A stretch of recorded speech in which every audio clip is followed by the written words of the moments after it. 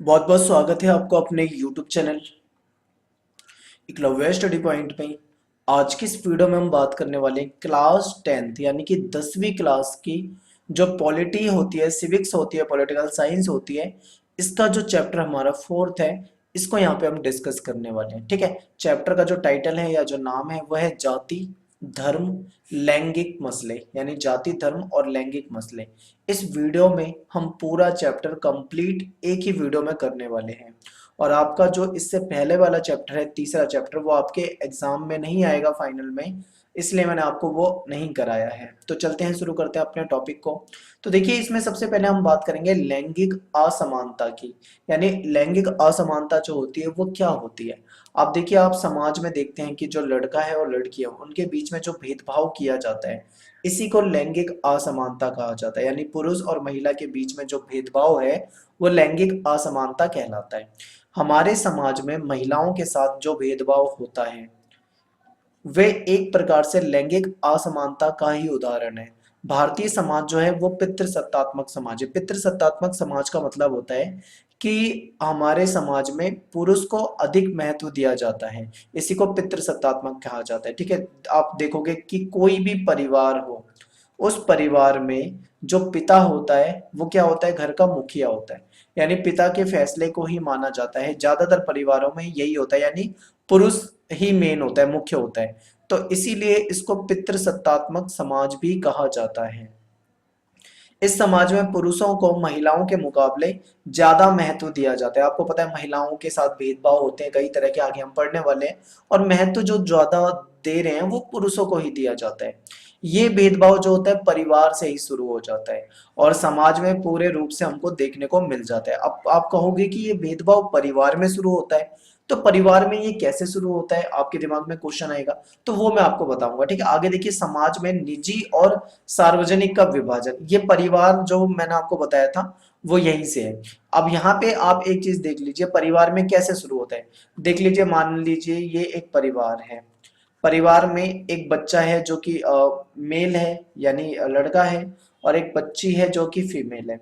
तो उनके बीच में भेदभाव क्या होता है। मान लो वो एक गरीब परिवार है, अगर वो बच्चे को पढ़ाना चाहेंगे तो अपने लड़के को अच्छी एजुकेशन देने की कोशिश करेंगे, अच्छे स्कूल में पढ़ाने की कोशिश करेंगे। वहीं पे लड़की को थोड़ा कम अच्छा स्कूल में मिलेगा तो भी चलेगा। ठीक है, खाने पीने में लड़के को ज्यादा ध्यान दिया जाएगा, लड़की को थोड़ा कम दिया जाएगा। और लड़के को हमेशा समाज में ज्यादा महत्व दिया जाता है, लड़की को कम दिया जाता है। यही परिवार से ही भेदभाव शुरू हो जाता है। देखिए, लड़के और लड़कियों के बीच भेदभाव जो है वो परिवार में ही शुरू हो जाता है।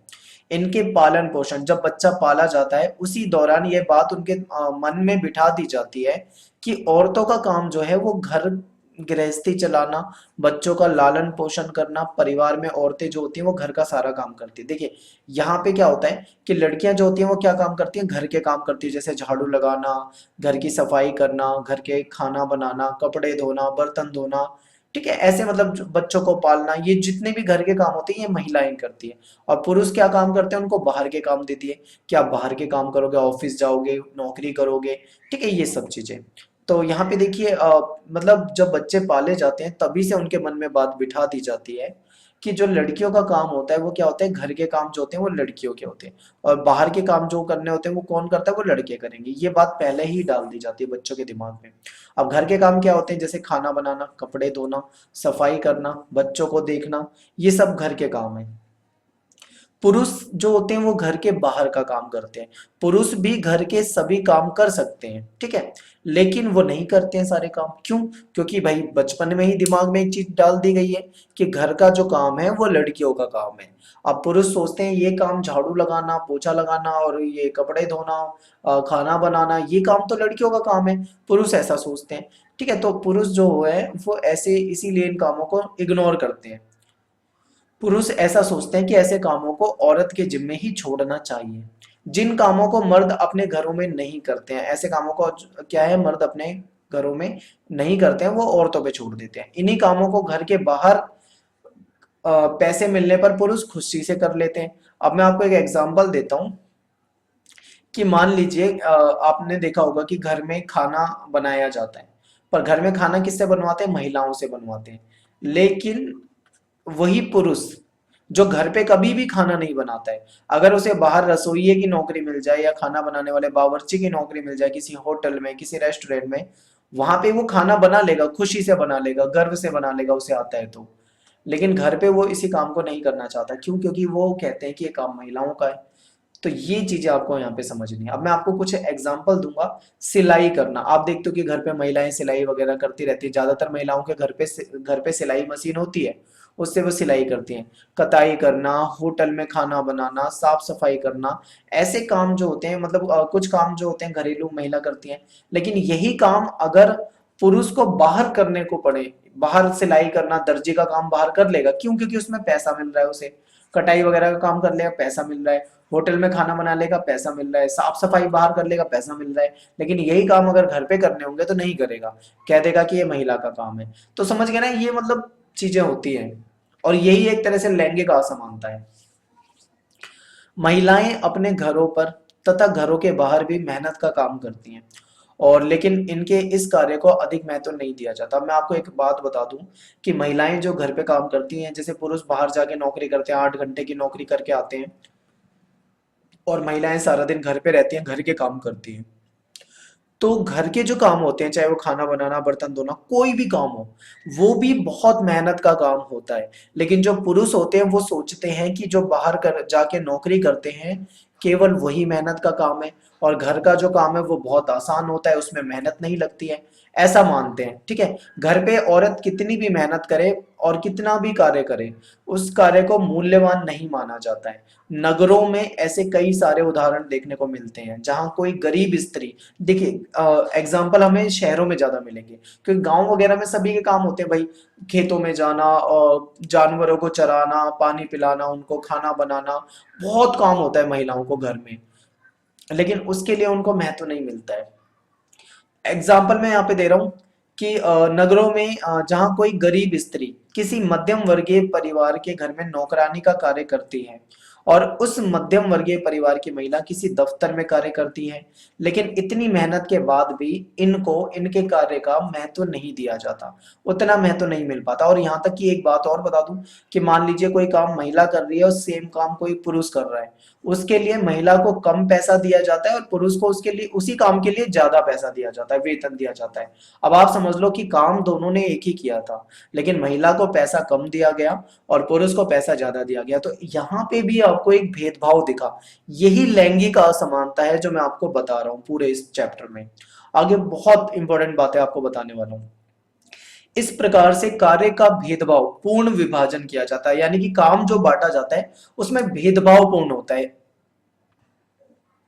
जिसका असर ये हुआ कि स्त्री जो है घर की चार दीवारी तक सिमट कर रह गई, और बाहर के जो काम थे, सार्वजनिक जीवन के काम जो थे बाहर के, वो पुरुष करने लगे। महिलाओं की एक बड़ी जनसंख्या होने के बाद भी सार्वजनिक जीवन में, राजनीति में, समाज में महिलाओं को अच्छा स्थान नहीं मिल पाया।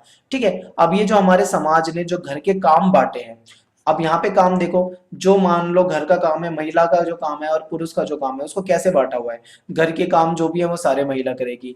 ठीक है, जितने भी घरेलू काम है सब महिला के हाथ में, और बाहर के जितने भी काम है, नौकरी करना, बाहर कोई भी काम करना, वो पुरुष के हाथ में। तो इस तरीके से क्या हुआ, महिला को चार दीवारी के अंदर बंद करके रख दिया गया। ना तो उसको सार्वजनिक जीवन में कोई महत्व मिल पाया, ना ही राजनीति में। आप देखोगे, आप उठाकर देख लो, आप विधानसभा के आंकड़े उठाओ, किसी भी राज्य के विधानसभा के आंकड़े उठाओ और देखो, विधानसभा में महिलाएं जो होंगी, यानी कि जितने भी, देखो आप टोटल नेता देखोगे ना, मान लीजिए आप किसी भी राज्य की विधानसभा में टोटल नेताओं की संख्या देखोगे, तो आप देखोगे कि जो नेता है उसमें जो महिला नेता है उनकी संख्या बहुत ही कम है, और जो बाकी जितने भी ज्यादातर नेता हैं वो सारे क्या हैं, पुरुष हैं। यानी कि ना तो इनको राजनीति में ज्यादा महत्व दे पाए, ना ही सार्वजनिक जीवन में ज्यादा महत्व मिला, और ना ही समाज में आपको पता है कितना भेदभाव होता है। और भेदभाव तो यहाँ तक ये होता है कि जब लड़का पैदा होता है घर में, लड़के का जन्म होता है, तो परिवार वाले बहुत खुश हो जाते हैं, क्योंकि सभी को लड़का चाहिए। लेकिन लड़की पैदा होती है तो कई जगह पे दुखी भी हो जाते हैं लोग। यहाँ तक कि कुछ राज्यों में ऐसा भी है कि लड़कियों को भ्रूण हत्या कर दी जाती है, यानी गर्भ में पता करवा लेते हैं कि बच्चा जो है वो लड़का है लड़की, पता लग जाता है तो लड़की उसकी हत्या कर दी जाती है, यानी जन्म लेने से पहले ही उसको मार दिया जाता है। ठीक है, ये भेदभाव होते हैं। अब आगे देखिए नारीवादी आंदोलन क्या है।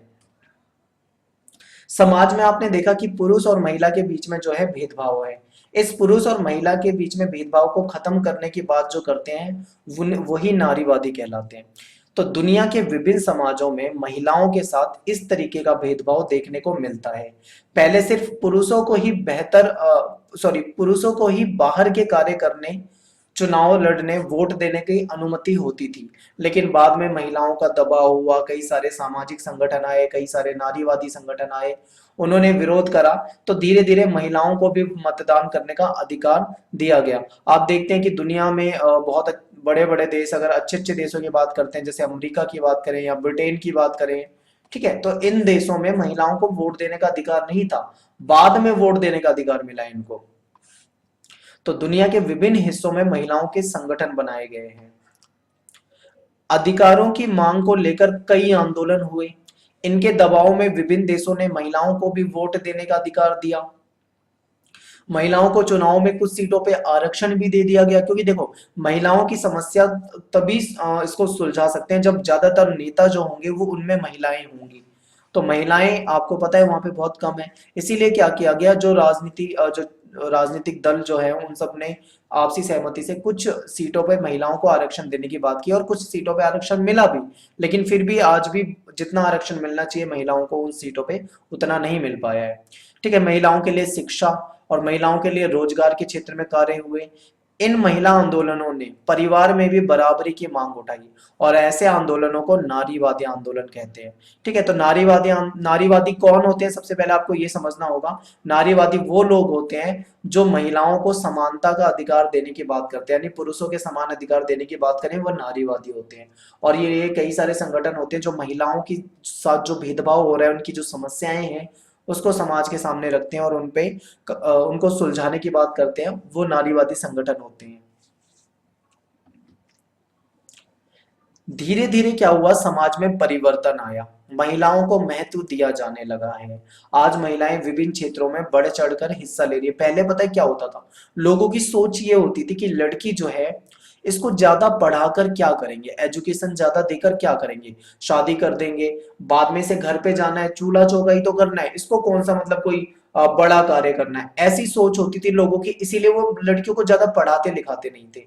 लेकिन बाद में ये सोच में बदलाव आया और उनको पढ़ाया जाने लगा। ठीक है, तो फिर महिलाएं जो थी उन्होंने बहुत मतलब अच्छे कार्य किए। कई सारी महिलाएं बहुत अच्छे कामों, बड़े बड़े पद पे गई, जैसे वैज्ञानिक बन गई, कुछ महिला डॉक्टर बन गई, टीचर, इंजीनियर, खेल के मामले में कई सारी महिलाएं जो थी बहुत मतलब नाम कमाया। तब पता लगा कि भाई महिलाओं के साथ जो भेदभाव होता था उन इसलिए होता था क्योंकि उनको मौके नहीं दिए जाते थे। जब महिलाओं को मौके दिए गए तब पता लगा कि महिला का काम केवल घर पे चूल्हा चौका करना नहीं, बल्कि वो इन क्षेत्रों में भी बहुत अच्छा कार्य कर सकती हैं जिसपे पुरुष करते हैं। दुनिया के कुछ देशों में महिलाओं की स्थिति अच्छी है, जैसे नॉर्वे, स्वीडन, फिनलैंड, इन देशों में सही है। लेकिन भारत जैसे देशों में तो बहुत ज्यादा भेदभाव है। अब मैं आपको यहाँ पे कुछ फोटोज दिखा रहा हूँ, आप इन फोटो को ध्यान से देखिए। सबसे नीचे देखिए आप किरण बेदी, ये भारत की आईपीएस अधिकारी बनी है, और आप देखो इतनी बड़ी पोस्ट पे ये महिला गई है। ये आप क्रिकेटर यहाँ पे देख रहे हो, ये डॉक्टर हो गई, जैसे ये आपको मैरी कॉम दिख रही है, इन्होंने बॉक्सिंग के क्षेत्र में बहुत अच्छा करा है। ये माधुरी दीक्षित, इन्होंने कला एक्ट्रेस है ये बहुत अच्छी। ठीक है, अच्छी कलाकार है। तो आप ये देखो कि ऐसा कोई क्षेत्र नहीं है जहाँ पे महिलाओं ने अच्छा कार्य ना किया हो। अगर हम इनको मौका ही नहीं देंगे तो कैसे ये मतलब ये अपनी प्रतिभा को दिखा पाएंगे, या फिर मतलब अपने जो भी मतलब इनके लक्ष्य होंगे उसको प्राप्त कर पाएंगी। तो यही जो असमानता है, इस असमानता को खत्म करने की बात नारीवादी जो है वो करते हैं। अब बात करते हैं हमारे देश भारत में महिलाओं की स्थिति क्या है। भारत में तो महिलाओं की स्थिति काफी बेकार है। कैसे, देखिए महिलाओं की साक्षरता दर जो है भारत में बहुत कम है, यानी महिलाओं को पढ़ाया ही नहीं जाता, और बड़ी मुश्किल से कोई अगर 10वीं 12वीं करा भी दे तो आगे की एजुकेशन, ग्रेजुएशन, उसके बाद की एजुकेशन नहीं दी जाती है। यानी साक्षरता दर जो है, अगर महिलाओं की बात करें केवल 54%, पुरुष की बात करें 76%। ये आपको अंतर दिख रहा होगा। ऊंची तनख्वाह वाले जो पद है उस पर महिलाओं की मौजूदगी कम है। अभी मैंने आपको इतने सारे चित्र दिखाए, यहाँ पे आपने देखा था। लेकिन आप ये देखिए इस ऊंचे पदों पे महिला पहुंच गई है, लेकिन फिर भी इनकी संख्या जो है वो क्या है, काफी कम है। महिलाओं को पुरुषों के मुकाबले विभिन्न क्षेत्रों में कार्य करने पर मजदूरी कम मिलती है। ठीक है, यानी कि अभी मैंने आपको बताया था कि पुरुष और महिला अगर एक ही कार्य करते हैं तो उनको क्या है, अलग अलग वेतन मिलता था, और इसमें क्या होता था कि महिलाओं को कम मिलता था, उसी काम के लिए पुरुष को ज्यादा मिलता था, ये भेदभाव था। भारत में औसतन एक पुरुष के मुकाबले एक महिला ज्यादा घंटों तक काम करती है, और एक ऐसा अनुमान लगाया गया है कि एक महिला एक दिन में 9 घंटे तक काम करती है, जबकि पुरुष से 1 घंटा ज्यादा ही काम कर रही है। इतना ज्यादा महिला काम करती है, लेकिन फिर भी उनके इस कार्य को इतना मूल्यवान नहीं माना जाता, यानी घर के काम को महत्व नहीं देते। कहते तुम तो घर पे ही तो रहती हो, घर पे घर का ही तो काम करते हो, झाड़ू पोछा और ये खाना बनाने, ये कौन सा मुश्किल काम है। पुरुषों को ये लगता है कि ये मुश्किल काम नहीं है, बहुत कम मेहनत वाले काम है, और जो बाहर के काम होते हैं वो बहुत ज्यादा मेहनत वाले काम होते हैं, ऐसा पुरुषों को लगता है। तो ये भारत की स्थिति है, और भारत में लड़कों को लड़कियों की अपेक्षा ज्यादा महत्व दिया जाता है। आप जानते ही हैं, उनको ज्यादा आजादी भी मिलती है, इसी कारण भ्रूण हत्या भी कर दी जाती है। आज के समय में तो फिर भी लड़की का जन्म होता है तो लोग खुश होते हैं, लेकिन एक समय ऐसा था कि लड़की के जन्म पे बहुत दुखी होते थे, और सबको लड़का ही चाहिए होता था। और आप देखते हो कि कई सारे जो परिवारों में क्या होता है, जैसे मान लो उनका पहला बच्चा लड़की हो गई, गर्ल हो गई, तो उन्हें चाहिए लड़का, फिर दूसरा बच्चा पैदा करेंगे, वो भी अगर गर्ल हो गई तो वो तीसरा पैदा करेंगे, वो भी गर्ल हो गई तो चौथा भी पैदा करेंगे, चौथी भी अगर गर्ल हो गई, जब तक उनका लड़का नहीं हो जाएगा, बॉय नहीं हो जाएगा, तब तक वो मतलब बच्चे पैदा करते रहते हैं। क्यों? क्योंकि लड़के को महत्व दिया जाता है, और इतनी सारी जो लड़कियां हो जाती हैं फिर इनको वो सुविधाएं नहीं मिल पाती जो वो लड़के को देने की कोशिश करते हैं। तो ये भी एक तरह से बहुत ज्यादा भेदभाव है भारत में। लिंग अनुपात की बात करें तो लड़कियों की संख्या गिर रही है, और हरियाणा जैसे राज्यों की बात करें तो यहाँ पे लिंग अनुपात जो था वो निम्न था, जो कि मतलब सही नहीं है। ठीक है, और भी कई राज्य हैं जहाँ पे लिंग अनुपात कम है। तो ये लिंग अनुपात का मतलब होता है कि प्रति 1000 पुरुषों पे, यानी 1000 पुरुषों पे महिलाओं की संख्या कितनी है। कहीं कहीं पे 1000 पुरुषों पे महिलाओं की संख्या 800 से भी कम है। अगर 1000 पुरुषों पे 1000 महिला हैं तो बहुत अच्छा है, यानी जो लिंग अनुपात होता है, जो सेक्स रेशियो होता है वो अच्छा होता है। लेकिन अगर महिलाओं की संख्या कम है, मान लो 800, 700, 500, 600 है, तो वो बहुत बुरा होता है। भारत में कई जगह पर लिंग अनुपात 800 से भी नीचे चला गया है। महिलाओं के साथ घरेलू हिंसा होती है, ठीक है, इनके साथ मारपीट होती है, ऐसे इसके मुद्दे बहुत ज्यादा होते हैं। भारतीय समाज में दहेज प्रथा भी एक बड़ी समस्या है। ठीक है, दहेज प्रथा में आपको पता है बड़ी बड़ी रकम और बहुत मतलब लालची जो लोग होते हैं वो बहुत ज्यादा दहेज मांगते हैं, ये भी एक समस्या बनती है। और दहेज के चक्कर में हिंसा, लड़ाई झगड़ा, मारकाट भी होती है। आपने देखा होगा और न्यूज़पेपर वगैरह में आता ही रहता है, क्राइम पेट्रोल वगैरह पे आप देखते हो दहेज प्रथा की कितनी ज्यादा केस आते हैं, जो महिलाओं का शोषण करती है। ठीक है, दहेज प्रथा है और इससे महिलाओं का शोषण भी होता है। तो ये तो थी भारत में महिलाओं की स्थिति। अब बात करते हैं कि महिलाओं का राजनीति में कितना प्रतिनिधित्व है, तो बहुत ही कम है। नारीवादी जो है वो ऐसा मानते हैं कि महिलाओं के साथ होने वाला भेदभाव तभी खत्म हो पाएगा, यानी तब तक समाप्त नहीं हो पाएगा जब तक महिलाओं का सत्ता पर नियंत्रण नहीं होगा। यानी कि जो ज्यादातर जो नेता होते हैं वो पुरुष होते हैं। ठीक है, तो पुरुष जो होते हैं वो पॉलिसी जो बनाते हैं वो अपने अनुसार बनाते हैं। इनका कहना है कि अगर जो नेता होंगी, ज्यादातर अगर नेता महिला होंगी और सत्ता महिलाओं के हाथ में आएगी, उसके बाद ही महिलाओं का भला हो पाएगा। इसका तरीका यही है कि जनता द्वारा चुने गए प्रतिनिधियों में महिलाओं की संख्या बढ़ाई जाए। अब महिलाओं की संख्या कैसे बढ़ाई जाएगी, तो भारत की संसद में तथा भारत की विधानसभाओं में महिला नेताओं की संख्या की बहुत कमी है, और इसको देखकर आरक्षण की बात उठी है कि महिलाओं को आरक्षण दिया जाए। ठीक है, लोकसभा की अगर हम बात करें तो लोकसभा में महिला सांसद जो है वो 10% से भी कम है। आप सोचो, इतना निचला स्तर है। राज्यों की विधानसभाओं में देखोगे तो वहां पे 5% से भी कम है महिलाओं की संख्या। ठीक है, और भारत जो है इस मामले में दुनिया में और मतलब बहुत छोटे छोटे और जो मतलब ज्यादा अच्छे देश नहीं है उनसे भी पिछड़ा हुआ है। यानी कि भारत की स्थिति महिलाओं के मामले में बहुत बेकार है। आप यहाँ पे देखो, कुछ मैंने ले रखा है, नॉर्वे देश हो गए, उत्तरी अमेरिका, यूरोप और सहारा, एशिया, पैसिफिक क्षेत्र, दक्षिण एशिया, ये सब भारत से ऊपर है, लेकिन भारत इतने नीचे स्तर पे। यानी भारत की जो महिलाएं हैं उनका राजनीति में जो भागीदारी है वो बहुत ही कम है। ये भारत के लिए एक बुरी बात है, ऐसा कहते हैं नारीवादी।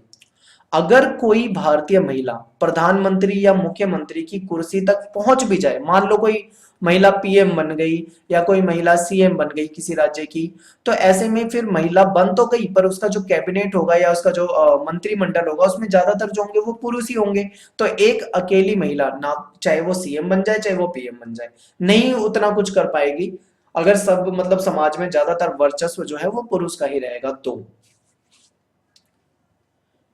ठीक है, या अगर कोई मान लो महिला पीएम या सीएम बन जाए तो भी जो पुरुषों का ही वर्चस्व रहता है मंत्रिमंडल में।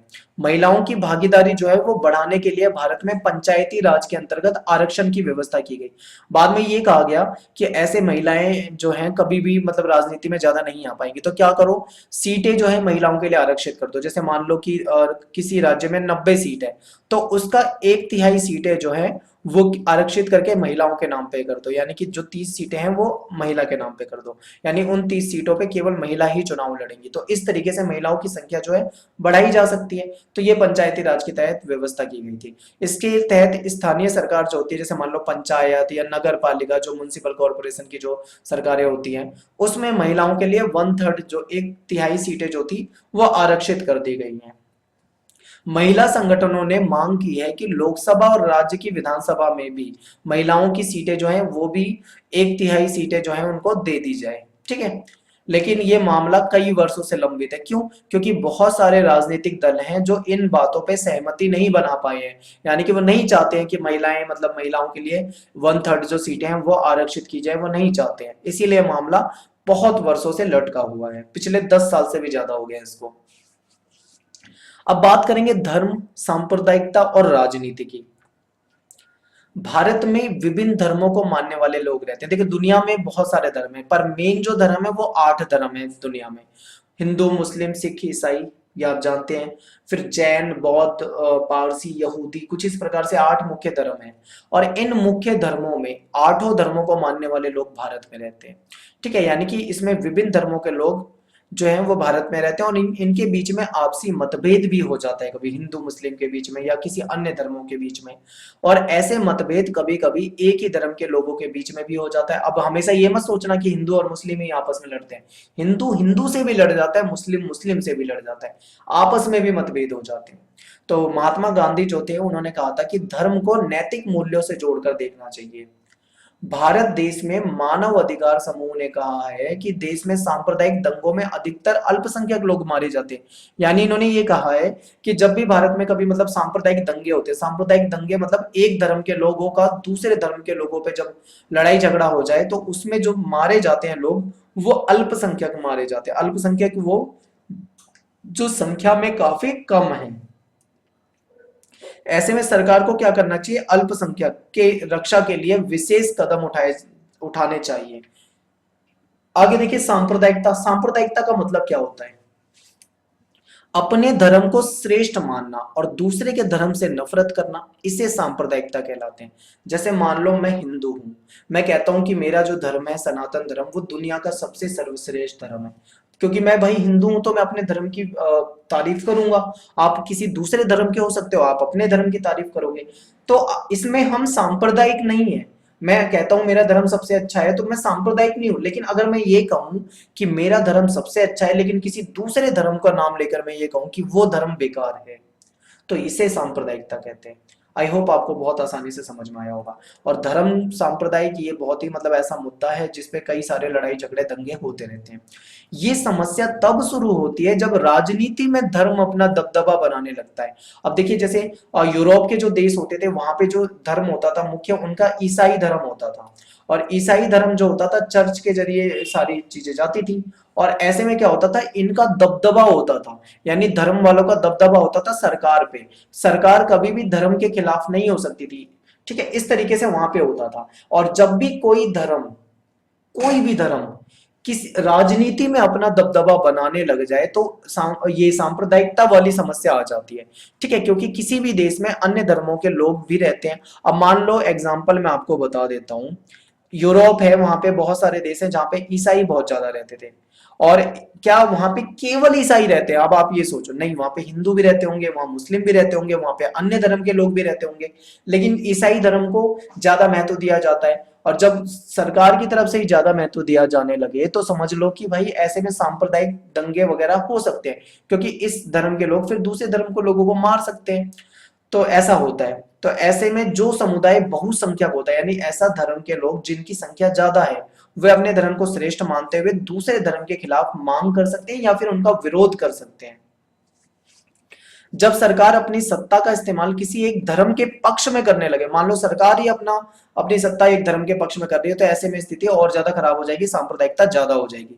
यदि राजनीति सांप्रदायिक सोच पे आधारित होती है, मान लो कोई नेता ही मतलब सांप्रदायिक सोच का है, कहता है भाई नहीं, मैं केवल एक धर्म के लोगों के लिए करूंगा, एक धर्म के लोगों को अच्छा मानता है, दूसरे धर्म के लोगों को बुरा मानता है, तो जाहिर सी बात है उसकी जो पॉलिसी बनाई जाएगी उसमें एक धर्म के लोगों को महत्व दिया जाएगा, बाकी को नहीं दिया जाएगा। और जब ऐसा होगा तो सांप्रदायिकता होनी होनी है। ठीक है, ऐसा होता है।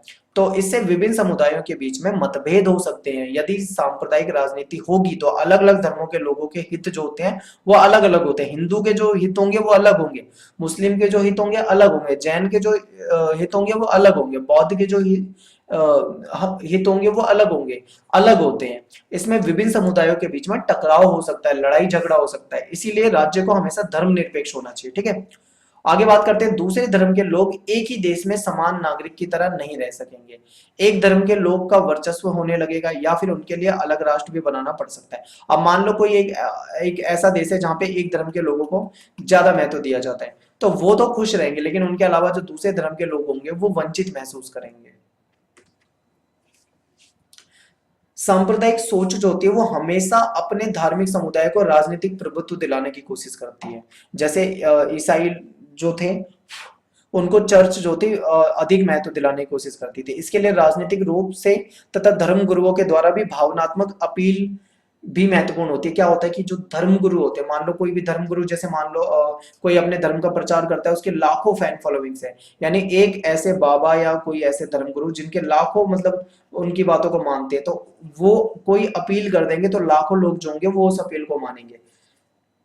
चुनावी राजनीति में एक धर्म के मतदाताओं की भावना और उनके हितों की बात उठाने जैसे तरीके अपनाए जाते हैं। अब क्या होता है भाई, मान लो कोई देश है, लोकतांत्रिक देश है, मान लो वहां पे चुनाव होता है, तो कोई धर्म गुरु जिसके धर्म के लोग ज्यादा हैं वो एक अपील कर देगा तो सारे लोग उसी को मतदान कर सकते हैं। तो ये भी होता है।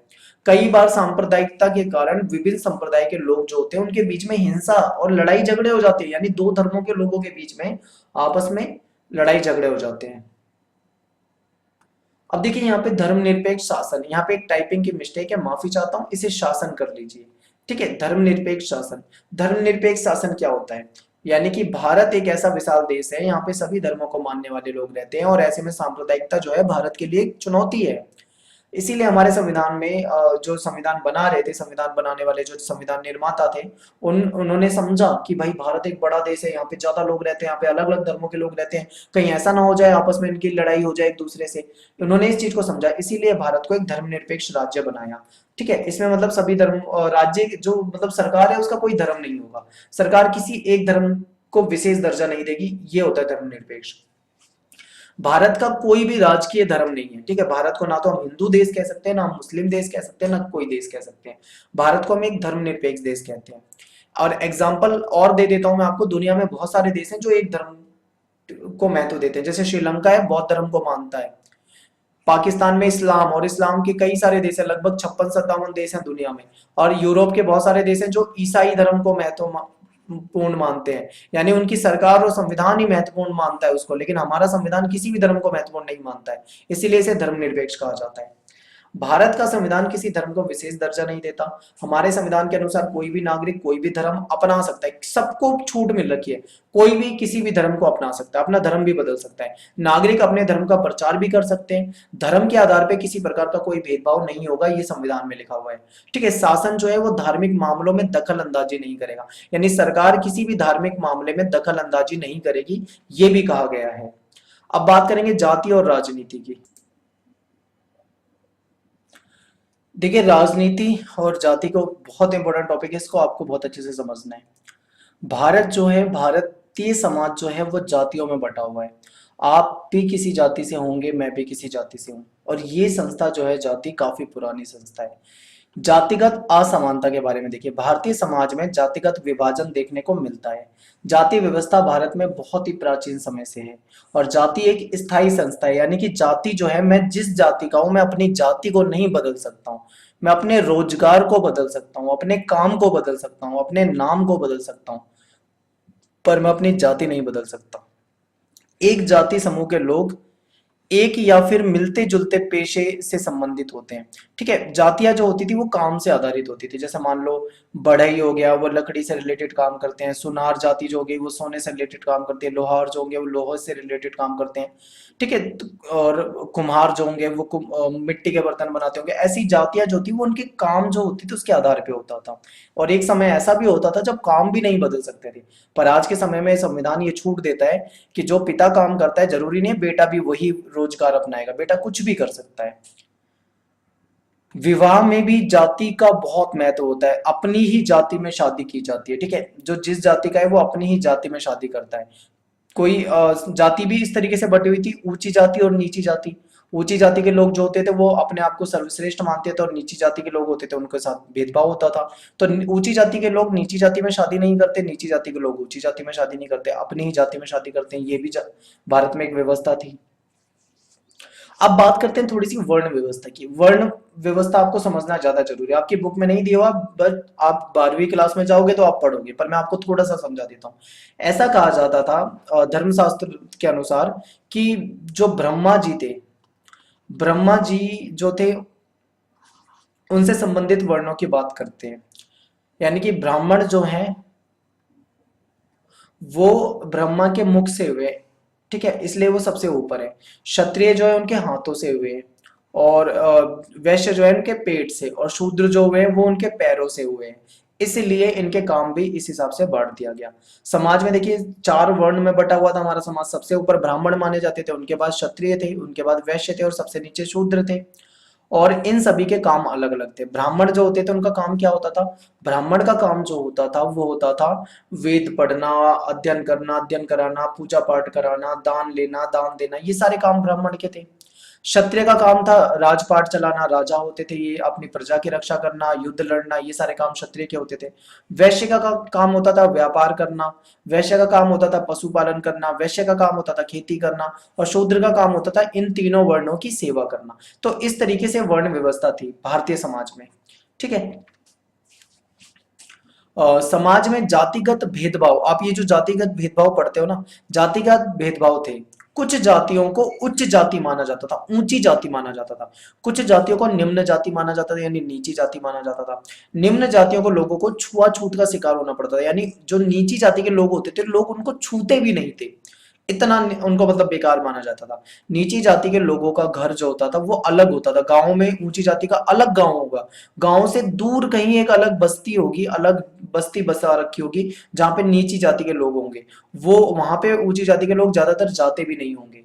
ठीक है, और इन्हें समाज में कई सारे कार्यों की अनुमति नहीं थी। जैसे कि मान लो नीची जाति के लोग ऊंची जाति के लोगों के गांव में जाके कुएं में पानी नहीं पी सकते, उनके मंदिरों में नहीं जा सकते। समझ गए ना, बहुत सारी चीजों में क्या था, भेदभाव किया जाता था और मनाही थी।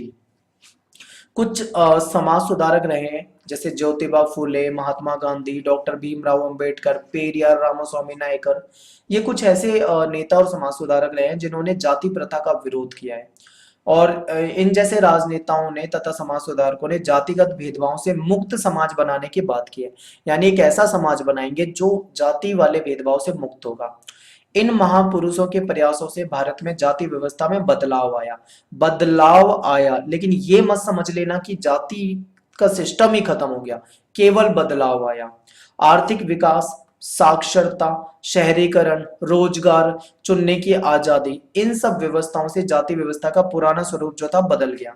अब क्या होता था भाई, गांव वगैरह में लोग ट्रेन वगैरह में जाएंगे या कहीं बहुत ज्यादा भेदभाव करते थे, एक दूसरे के साथ भी नहीं बैठना पसंद करते थे, ऊंची और नीची जाति के। लेकिन शहरों में ये चीजें कम होती गई, खत्म होती गई। शहरों में अब कोई इस बात पे ध्यान नहीं देता कि बस में या ट्रेन में वो जब बैठे हैं तो उनके साथ साथ में जो बैठा है वो किस जाति का है, वो इस चीज पे ध्यान नहीं देते। पड़ोस में भी ऐसे भेदभाव कम हो गए हैं। और भोजनालय, जैसे मान लो कोई होटल में खाना खाने जाते हैं तो वहां पे बहुत सारे लोग खाना खाने आते हैं, एक ही बड़ी सी बेंच होती है उस पे भी बैठ के खाते हैं, टेबल वगैरह पे। ठीक है, तो ये जो खाना खाते हैं ये बिना किसी जातिगत भेदभाव के, वहां पे नीची जाति का व्यक्ति भी खा सकता है, ऊंची जाति का व्यक्ति भी खा सकता है, मतलब किसी भी जाति का हो, और नीची ऊंची हमने थोड़ी ना बनाई, ये एक नियम है जो समाज ने पहले ही बना दिया है, जो कि सही नहीं है, गलत है। तो ये जो भेदभाव बना दिया है समाज ने, इस चीज को शहरों में खत्म होता गया है। संविधान ने भी जातिगत भेदभाव को समाप्त कर दिया है, और अनुच्छेद 17 यानी आर्टिकल 17 के अनुसार अस्पृश्यता यानी जो छुआछूत थी उसको समाप्त कर दिया है, उसको बिल्कुल ही खत्म कर दिया है। तो ये परिवर्तन जाति में देखने को मिलते हैं, लेकिन क्या जाति प्रथा पूरी तरीके से समाप्त हो गई? क्या पूरा भेदभाव जो था वो समाप्त हो गया? तो हम बोलेंगे नहीं। परंतु ग्रामीण क्षेत्रों में अगर देखें तो जाति प्रथा आज भी मौजूद है। कई क्षेत्रों में आज भी लोग अपनी जात या फिर कबीले में ही शादी करते हैं। छुआछूत की प्रथा जो है अभी पूरी तरह से खत्म नहीं हो पाई है। शहरों में हो गया होगा, पर गांवों में आज भी ये चीजें होती हैं। आज भी कई क्षेत्रों में दलित समुदाय के लोग जो हैं दबे कुचले वर्ग से हैं, और आजादी के 70 साल बाद भी कुछ जातियां ऐसी हैं जो पूरी तरीके से शिक्षित भी नहीं हो पाई है आज के समय में। तो आप समझ सकते हो कि भेदभाव जो है आज तक समाप्त नहीं हो पाया है। अब आगे बात करेंगे राजनीति में जाति।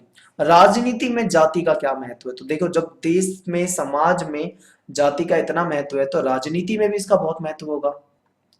देखिए, भारतीय समाज जो है वो जातियों में बटा हुआ है, हम पहले ही पढ़ चुके हैं। एक जाति के लोगों के हित एक जैसे होते हैं। मान लो एक जाति है, उसके जो भी हित होंगे वो एक जैसे होंगे, दूसरी जाति के हित उसके जैसे नहीं होते, यानी दूसरी जाति के हित जो होते हैं, फायदे जो होते हैं, उससे मेल नहीं खाते। हित का मतलब है लाभ या फिर फायदा। लोग जातियों में एक भावनात्मक रूप से बंधे होते हैं। भावनात्मक रूप से कैसे? जैसे मान लो दो लोग, अनजान लोग ट्रेन में जा रहे हैं। अब भाई वो अपने गांव जा रहा है, दूसरा व्यक्ति अपने गांव में जा रहा है, उनके बीच में बात हुई, पूछा भाई तुम कौन से गांव से हो, तुम कौन से गांव से हो, क्या करते हो, क्या करते हो, बातें हुई, उनसे पूछा कौन सी जाति के हो, और अगर दोनों की जाति सेम मिल गई तो अपने आप ही भावनाएं जुड़ जाएंगी आपस में। फिर तो भाई एक अजीब सा भाईचारा हो जाएगा साथ में, क्योंकि कहेंगे ये हमारी ही जाति का है। पता नहीं क्या है इसमें, पर एक मतलब कहीं ना कहीं कुछ भावनात्मक जरूर है इसमें, जिससे मतलब कहीं ना कहीं जातियां एक जाति के लोग दूसरी जाति के लोगों को आपस में जोड़ देते हैं। जाति राजनीति में एक दबाव समूह का काम करती है। दबाव समूह का मतलब क्या होता है? यानी एक ऐसा दबाव समूह जो मतलब दबाव डालकर राजनीतिज्ञों से अपनी मांगे मनवा सकता है या मनवा सकती है। जब भी कोई राजनीतिक पार्टी चुनाव के लिए उम्मीदवारों की लिस्ट बनाती है, जैसे मान लो चुनाव होने हैं, मान लो दिल्ली में चुनाव होने हैं, तो अलग अलग पार्टी चुनाव लड़ेगी। मान लो बीजेपी चुनाव लड़ रही है, मान लो कांग्रेस चुनाव लड़ रही है, मान लो आप चुनाव लड़ रही है, कोई XYZ पार्टी चुनाव लड़ रही है। तो जब भी वो किसी सीट पे अपना कैंडिडेट खड़ा करेंगे चुनाव लड़ने के लिए, तो वो जरूर देखेंगे कि भाई ये जो क्षेत्र है यहाँ पे कौन सी जाति के लोग ज्यादा रहते हैं। मान लो किसी क्षेत्र में SC जाति के लोग ज्यादा रहते हैं, तो वो वहां पे अपना कैंडिडेट SC खड़ा करेंगे। क्यों? मैंने आपको शुरू में बताया था, जाति एक भावनात्मक रूप से जोड़ती है। अगर चुनाव में खड़ा हुआ नेता SC है और वहां की जनता भी ज्यादातर SC है, तो वो उसी को वोट देगी। क्यों? क्योंकि भाई जाति का सिस्टम ही ऐसा है, भावनात्मक रूप से जुड़े हुए हो हम, कहेंगे भाई उसको वोट देना, वो हमारी जाति का है। बेशक से वो पढ़ा लिखा हो या ना हो, वो भला करने वाला हो या ना हो, अच्छा व्यक्ति हो या ना हो, कोई बात नहीं, बस वोट दे दो क्योंकि वो हमारी जाति का है। समझ गए ना? तो ऐसा होता है। तो जब भी कोई मतलब पार्टी चुनाव लड़ने वाली होती है तो अपने कैंडिडेट की लिस्ट बनाते वक्त जाति का फैक्टर को बहुत ज्यादा ध्यान रखती है। उस समय चुनाव क्षेत्र में मतदाताओं की जाति के अनुसार ही टिकट दिए जाते हैं। जब राजनीतिक दल सरकार बनाते हैं तो उस समय इस बात का भी ध्यान रखते हैं कि विभिन्न जाति और कबीले के लोगों को सही स्थान मिले। अगर नहीं देंगे तो वो जाति के लोग नाराज हो जाएंगे, विरोध करेंगे। इसलिए नेता जो होते हैं वो चुनाव जीतने के लिए जातिगत भावनाओं को भी उकसाते हैं। कुछ मतलब जाति को मतलब वैसे ये गैर कानूनी है, इलीगल है, लेकिन फिर भी कहीं ना कहीं इन भावनाओं को उकसाया जाता है। कुछ राजनीतिक दल कुछ विशेष जातियों के लिए मददगार रूप से भी देखे जाते हैं, यानी कि कोई राजनीतिक दल विशेष रूप से किसी जाति को ज्यादा महत्व देता है। जिस क्षेत्र में एक ही जाति के लोगों की संख्या ज्यादा होती है, मान लो कोई क्षेत्र है वहां पे OBC कैटेगरी के लोग ज्यादा हैं, तो उस क्षेत्र में OBC कैटेगरी का अगर व्यक्ति चुनाव लड़ेगा तो चांस हो जाएंगे उसका थोड़ा मतलब आसानी से जीत सकता है वो चुनाव। लेकिन इस बात को मत ध्यान में रखना कि हमेशा वो व्यक्ति ही जीतेगा। कभी कभी ऐसा भी हो जाता है कि लोग मतलब एक ही मतलब जैसे मान लो OBC है, जनता 70%, 80%, 60% ओबीसी है। तो कई सारे जो पार्टी के नेता खड़े होंगे वो सभी अपना कैंडिडेट ओबीसी से जाति से ही खड़ा कर देंगे। अब ऐसे में वोट बढ़ जाएंगे। कोई सोचेगा ये भी अपनी जाति का है, ये भी अपनी जाति का है, ये भी अपनी जाति का, कुछ लोग इसको वोट दे देंगे, कुछ इसको दे देंगे, कुछ इसको दे देंगे। और जरूरी नहीं है कि लोग अपनी ही जाति के लोग को ही वोट देते हैं, इसमें भी कुछ मतलब अपवाद है, कुछ लोग अपनी जाति के कैंडिडेट को वोट देते भी नहीं है। तो ऐसा होता है, ठीक है। किसी भी संसदीय चुनाव क्षेत्र में एक जाति के लोगों को का बहुमत नहीं होता, क्योंकि वहां पे बहुत सारे होते हैं, एससी भी हो सकते हैं, एसटी भी हो सकते हैं, ओबीसी भी हो सकते हैं, जनरल भी हो सकते हैं, ठीक है, कई मतलब जाति के हो सकते हैं। तो एक ही जाति के दम पे जीता नहीं जा सकता, और बाकी जातियों का भी कहीं ना कहीं मतलब रोल होता है उसमें। तो इसलिए हर पार्टी उम्मीदवार को चुनाव जीतने के लिए एक जाति और एक समुदाय से ज्यादा लोगों का भरोसा जीतना पड़ेगा। यानी एक जाति के लोग हैं उनका तो भरोसा जीतो, प्लस में जो दूसरी जाति है उनको उनके भी वोट पाओ, तभी जीत पाओगे। कोई भी व्यक्ति एक जातीय समुदाय के सभी लोगों के वोट हासिल नहीं कर सकता। क्यों? क्योंकि जरूरी नहीं है ना कि सभी व्यक्ति का मूड एक जैसा ही हो कि वो उसी को दे के आए वोट, वो किसी दूसरे को भी दे सकते हैं। अगर किसी चुनाव क्षेत्र में एक ही जाति के लोगों का वर्चस्व है तो ऐसे में अनेकों पार्टियां उसी जाति का कैंडिडेट खड़ा करने की कोशिश करती हैं। ऐसा होता है। तो आप समझ गए कि जाति का चुनाव में बहुत बड़ा अहम रोल है। लोग क्या करते हैं, मतलब चुनाव जो होता है कहीं ना कहीं जाति पे बहुत ज्यादा महत्व होता है। जाति कैंडिडेट की भी उसी जाति का खड़ा किया जाता है जहां पे उस जाति के लोग ज्यादा हों। अब देखो जाति राजनीति में जाति नहीं है बल्कि जाति के अंदर भी राजनीति है। अब जाति के अंदर राजनीति क्या है, ये बहुत ही मतलब रोचक है। कैसे? देखिए, जाति राजनीति ग्रस्त होती जा रही है, यानी कि विभिन्न जातियां राजनीति ग्रस्त होती जा रही हैं। हर जाति खुद को बड़ा बनाना चाहती है। ऐसे में जाति जो होती है वो अन्य उपजातियों को भी अपने साथ लाने का प्रयास करती है। मैं आपको एक एग्जांपल देता हूं। मान लो मैं ओबीसी कैटेगरी से हूं, मेरी एक्स जाति है और मैं ओबीसी कैटेगरी में हूं।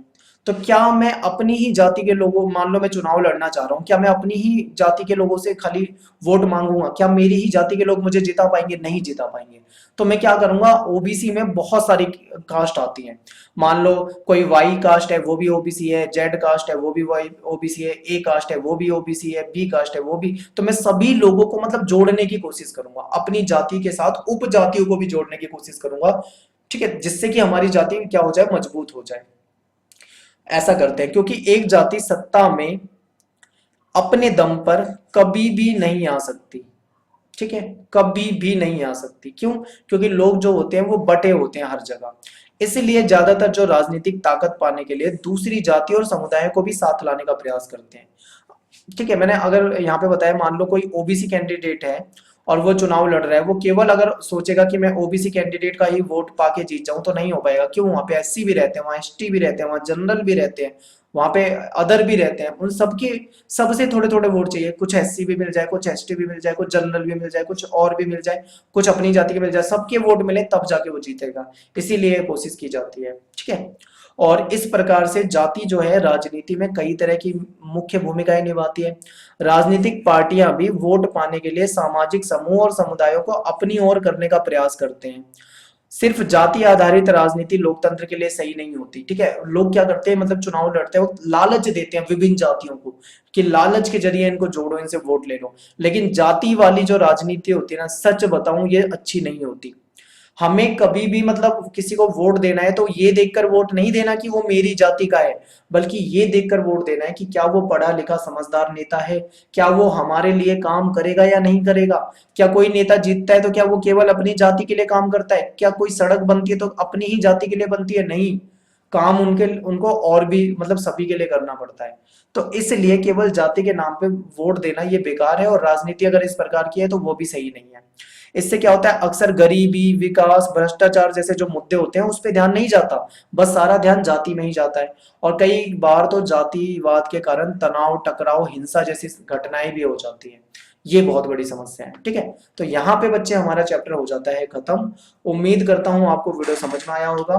और जय हिंद, जय भारत। मिलते हैं नेक्स्ट वीडियो में अगले चैप्टर के साथ। थैंक्स फॉर वॉचिंग, और प्लीज आप ज्यादा से ज्यादा लाइक करें, कमेंट करें और शेयर कर दें।